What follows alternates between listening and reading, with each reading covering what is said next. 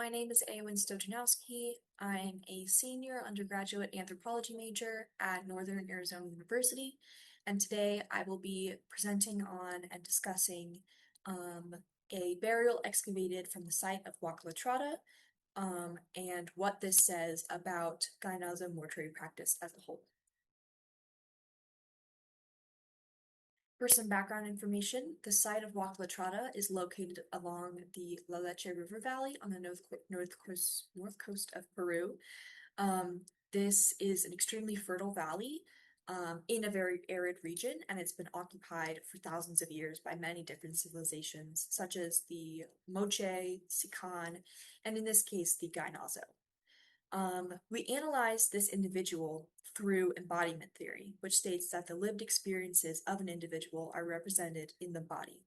From a bioarchaeological perspective, it means that the lived experiences of this individual are represented in their bones. This is the burial in situ picture taken from above. As you can see, in this top right corner, the feet were partially buried / covered by an adobe wall.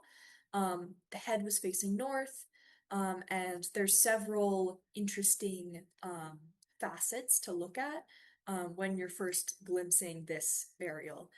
One thing to note are the red pigmented bindings on the wrists, as well as the shroud on the head, and then there's green medallions on the head as well.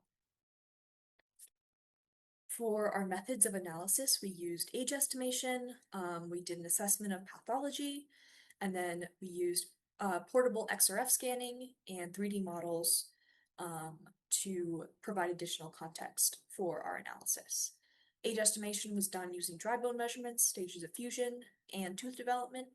Assessment of pathology was performed macroscopically on dry bone specimens after cleaning and preservation. These two methods we used Schuwer and Black, a juvenile osteology textbook, and Bijkstra and Ubelacher standards. The portable XRF scans were used to determine the elemental composition of the grave goods and burial treatments, which I pointed out in the previous slide.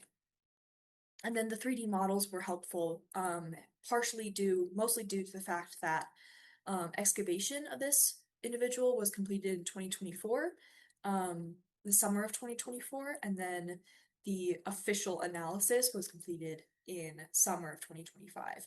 So being able to see exactly where everything was and what everything looked like was extremely helpful when we were analyzing this individual.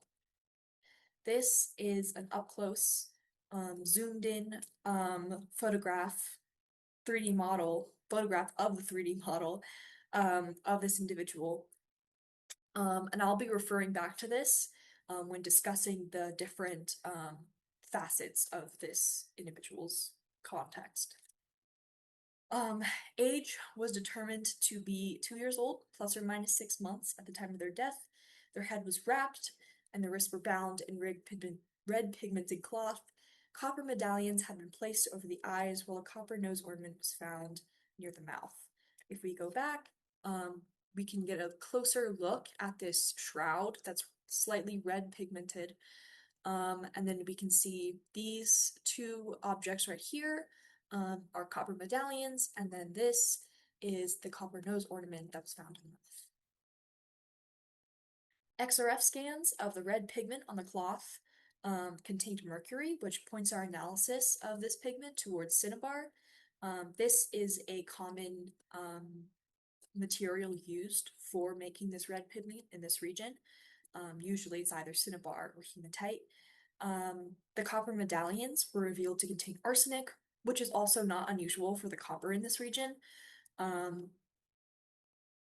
healing parodic hyperostosis was identified on both parietals and the occipital. A vertebral fracture was identified as being partially healed. The placement of the fracture suggests a blow to the mid-spine, either from blunt force trauma or an accidental injury. This is an up-close picture of the vertebral fracture. We determined that it was most likely either the 4th to 8th vertebrae, somewhere in the middle. which lands this injury right in the middle of the spine. And this indicates a dorsal blow to the left lamina of this vertebrae, which forced the fracture inwards and caused a bony callus / lesion to form on the interior surface of the vertebrae, which is what's holding on the fractured piece of lamina to the rest of it.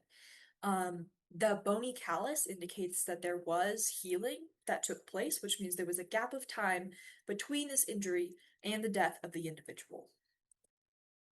For all the information that this case study presents, I came up with two hypotheses. The first one being that this individual was an elite child who was buried as an elite child in the finery they would have worn in life.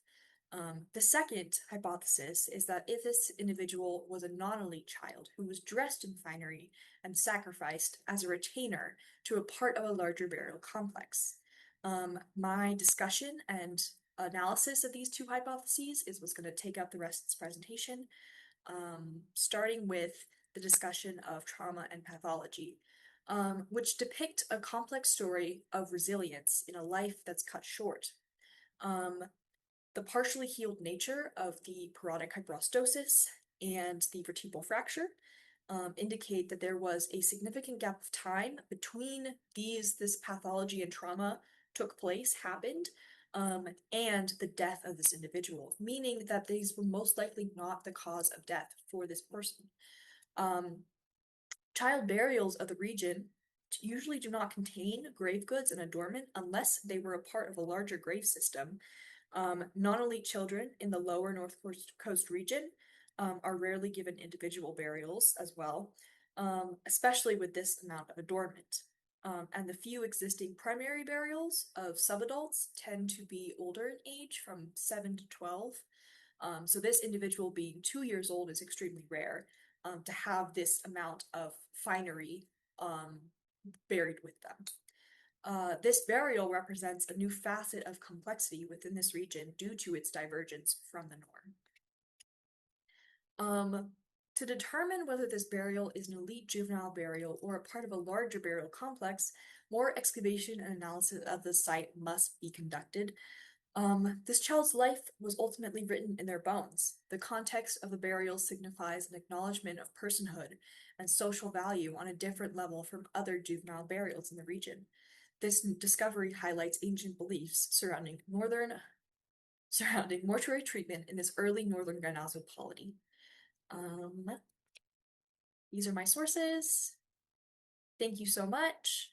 Thank you to Dr. Sharp for being my mentor in this process. Thank you to Kate and Megan for your help with the osteological analysis. If you have any questions, my contact information is in the lower corner. Thank you so much.